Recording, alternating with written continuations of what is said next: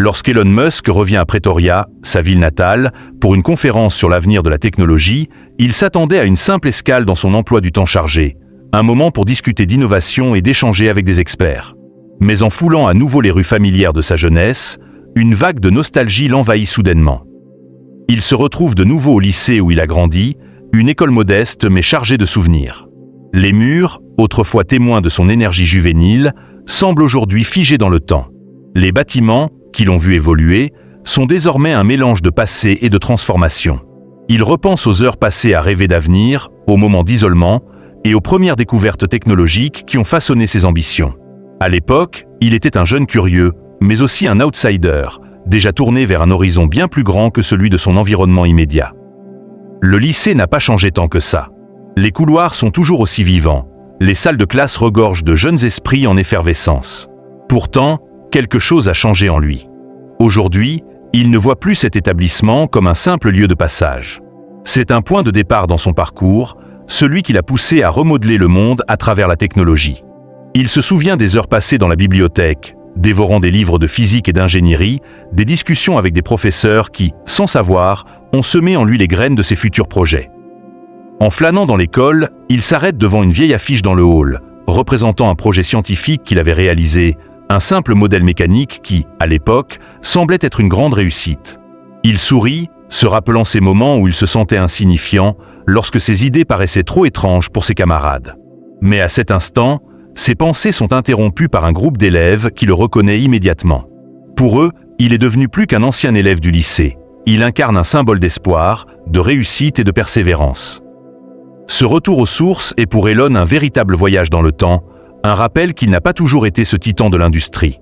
Il se souvient des échecs et des moments de doute qui ont jalonné son parcours, mais il prend aussi conscience de l'importance de cette école et de ses mentors dans la formation de l'homme qu'il est aujourd'hui.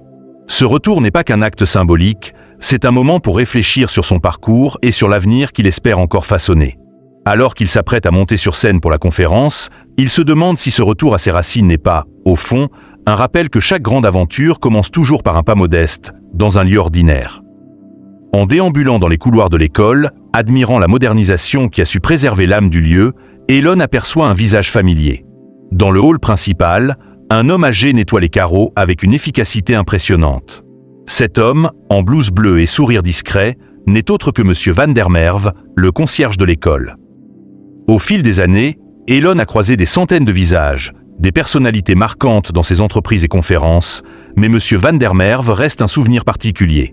Pas un professeur, ni un mentor influent, mais un homme discret, toujours là en arrière-plan, veillant à la propreté de l'école sans jamais chercher la reconnaissance. À l'époque, Elon n'avait pas mesuré toute la valeur de cet homme. Aujourd'hui, il perçoit sa présence constante comme un phare dans un environnement souvent en mutation. L'homme âgé, malgré les années, conserve la même rigueur tranquille. Son visage marqué par le temps est illuminé d'un sourire familier, et son regard vif semble garder toute la sagesse qu'il a accumulée. Monsieur Van der Merwe est resté une figure constante, fidèle à son rôle sans jamais chercher à se mettre en avant. Un pilier discret, mais essentiel, dans ce monde en constante évolution. Elon s'approche lentement, n'osant déranger ce moment de calme, mais l'homme le remarque déjà.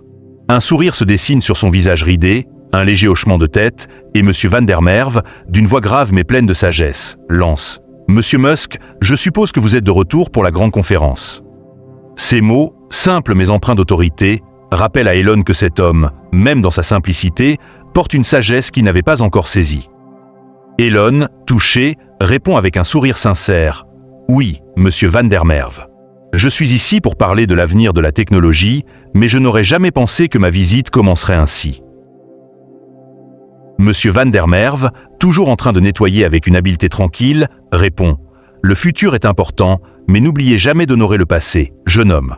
Ce sont les petites choses, comme un carreau propre ou un couloir bien rangé, qui permettent à tout le reste de fonctionner. » Ces mots simples mais percutants résonnent profondément en Elon. Dans un monde obsédé par la technologie et la conquête de l'avenir, cette vérité fondamentale fait écho à son propre parcours. Il repense à ses premiers pas dans ce lycée, à la passion qui l'avait animé, mais aussi à l'importance de poser des bases solides et durables. Depuis les premiers jours d'Elon à l'école, Monsieur Van der Merwe a toujours été là. Modeste, mais essentiel, il a veillé à la propreté de l'établissement avec une constance inébranlable. Ce n'était pas un professeur, ni un directeur, mais il a incarné une forme de présence discrète mais indispensable. Il était invisible, mais son travail était crucial pour maintenir l'harmonie de l'établissement. Elon se souvient de ces moments où il croisait M. Van der Merwe, toujours occupé à une tâche, souvent imperceptible pour ceux qui l'entouraient. Ses gestes, mesurés et discrets, étaient empreints d'une sérénité et d'une sagesse que peu avaient remarqué à l'époque. Dans sa jeunesse, Elon était plus absorbé par ses rêves et ses projets que par les hommes comme M. Van der Merwe, qui passaient leur vie dans l'ombre. Mais aujourd'hui, cette figure silencieuse prend une dimension nouvelle aux yeux d'Elon. Un après-midi, alors qu'Elon se sentait perdu dans ses pensées après une journée difficile, M. Van der Merwe l'avait vu et lui avait lancé une simple remarque. « Tu sais, Musk, tu cours après les choses, mais tu oublies parfois de t'arrêter et de regarder autour de toi. » À l'époque, ces mots semblaient anodins, mais avec le recul, ils résonnent comme une leçon de vie essentielle. Au fil des années, M. Van der Merwe est resté fidèle à son rôle. Il a vu passer des générations d'élèves, mais n'a jamais cherché à se faire reconnaître. Il n'était ni ambitieux, ni en quête de gloire.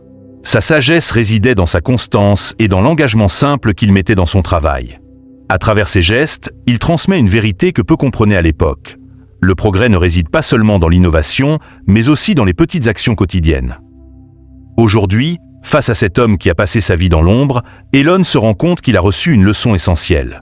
La véritable grandeur ne réside pas seulement dans les grandes réalisations, mais dans les actes de constance, d'engagement et de simplicité. M. Van der Merwe, sans le savoir, a joué un rôle clé dans la construction de la vision qu'Elon porte aujourd'hui.